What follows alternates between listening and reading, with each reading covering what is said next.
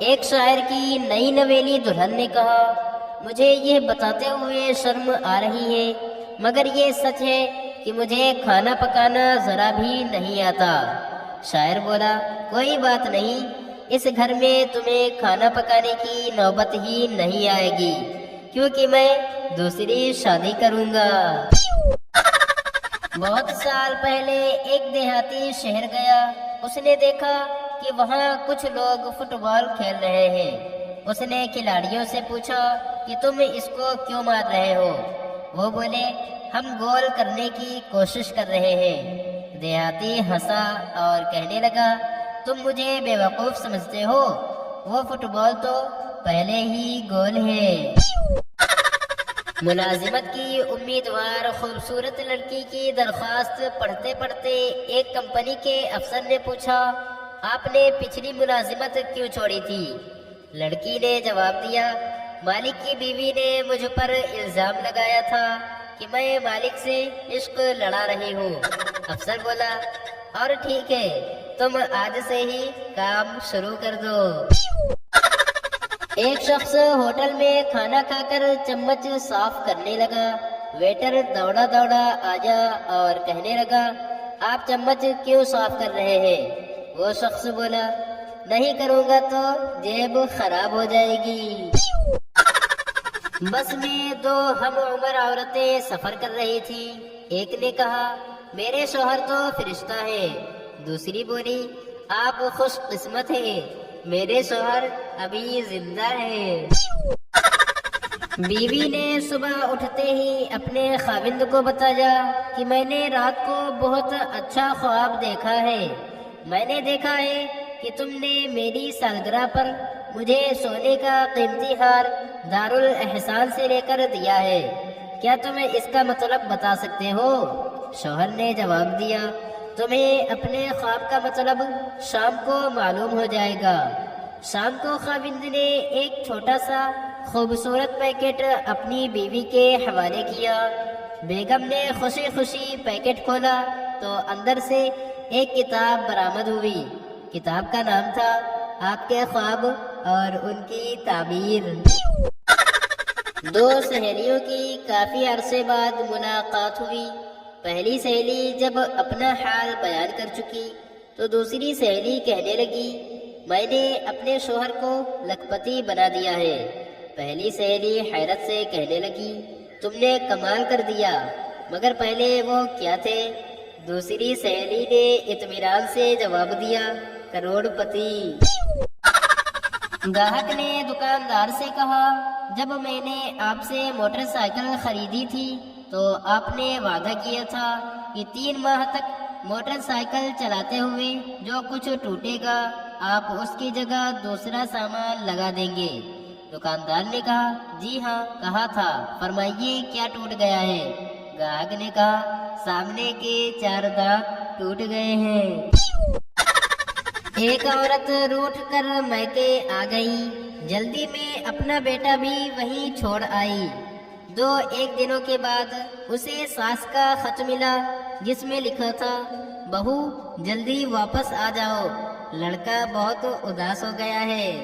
اس عورت نے جوابی خط لکھا، تفصیل سے لکھے کہ کون سائز کا اداس ہو گیا ہے، آپ کا یا میرا۔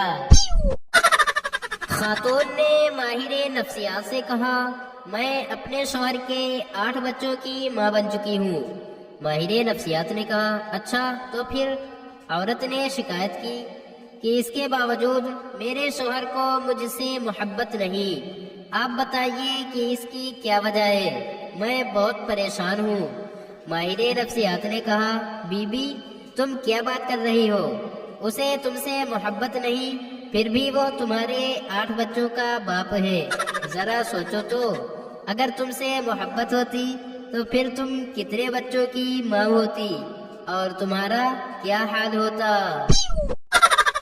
دفتر کا مالک اپنے کمرے میں کام میں مصروف تھا کہ اس کا ایک ملازم اندر داخل ہو کر بولا، جناب باہر ایک شخص بیٹھا ہے جو کہہ رہا ہے کہ اس نے پچھلے 4 دنوں سے کچھ نہیں کھایا۔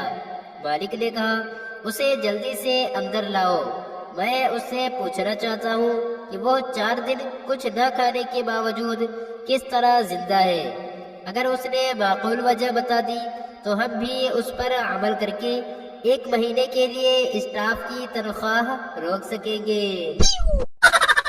بیوی نے میکے جانے کی بات کی تو شوہر کی آنکھوں میں آنسو آ گئے۔ بیوی نے کہا اگر آپ اتنے اداس ہیں تو پھر میں نہیں جاؤں گی۔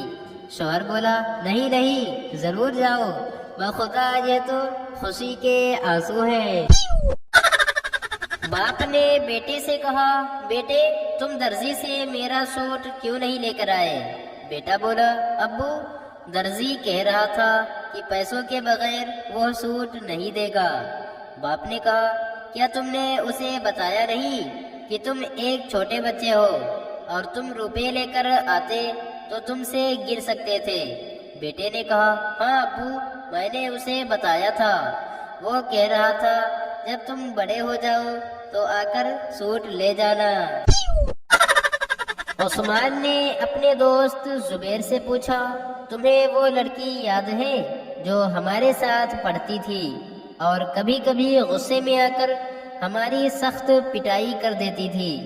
زبیر نے کہا ہاں یاد آ گئی، مگر کیا ہوا اسے؟ عثمان نے جواب دیا وہ میرے ساتھ شادی کرنے کے بعد بھی نہیں بدلی۔ ہالی ووڈ کی ایک ایکٹرس کے 2 بچے تھے۔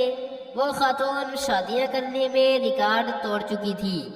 دونوں چھوٹے بچوں میں ایک دن لڑائی ہو گئی۔ ایک نے کہا اب میرے منہ نہ لگنا ورنہ میں اپنے ڈیڈی کو بتا دوں گا اور وہ تمہیں سیدھا کر دیں گے۔ ایکٹرس نے کہا بے وقوف چپ رہو، تمہارے ڈیڈی کون ہیں مجھے سوچنے دو۔ ایک خاتون نے دوسری خاتون سے پوچھا ہائے تمہارے دانت کتنے خوبصورت ہیں، کیا واقعی یہ تمہارے اپنے دانت ہیں؟ خاتون نے کہا ہاں یہ میرے اپنے دانت ہیں، یقین نہ ہو تو دندان ساز کا بل دکھا دوں۔